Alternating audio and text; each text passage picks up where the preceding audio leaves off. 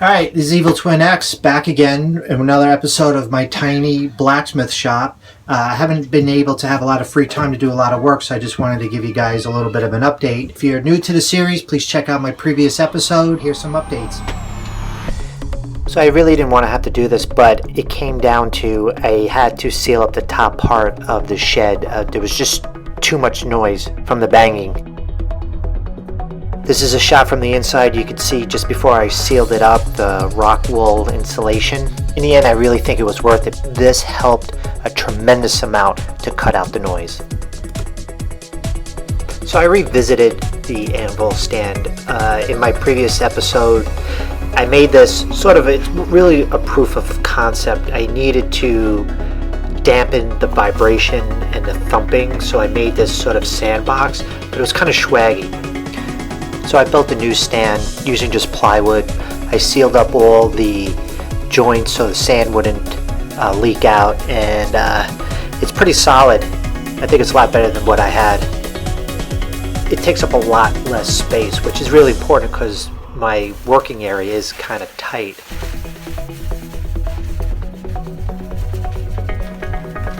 And this new stand held a lot more sand, which is great. Adjusting the height of the anvil is easy now. All I have to do is either add or subtract sand. I also laid down some leftover mats and put some plate steel over it, and the plan is to cover the entire floor this way. Some additional mats were needed to keep the sound down.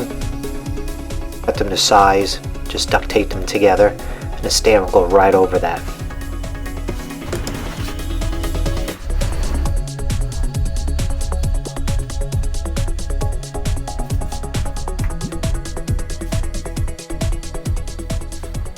That's how the anvil sits in the stand. And it worked out well. I did a couple of tests and the vibration was pretty minimal. So with all that fabrication that I did, I had a lot of bare metal and I wanted to spray paint it. And I knew from experience that my poor little finger couldn't handle all that coverage, so I bought this sort of gun handle, and I have to say I highly recommend it. It makes everything so much more easier and so much more comfortable to spray paint.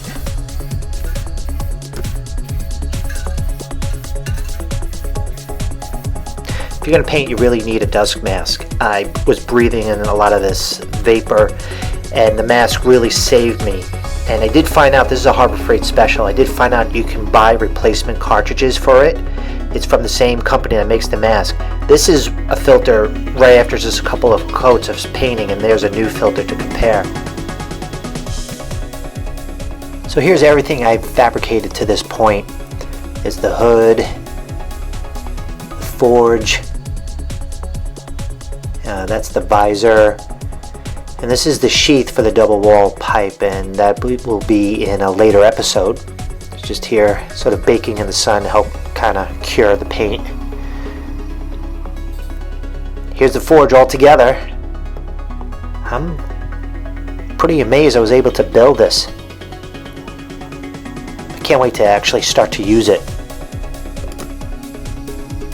So there's my progress so far. It's a tiny and it is quite tight, but I believe it'll be really quiet, which is the whole goal of this. And I'm also setting it up to be as safe as possible.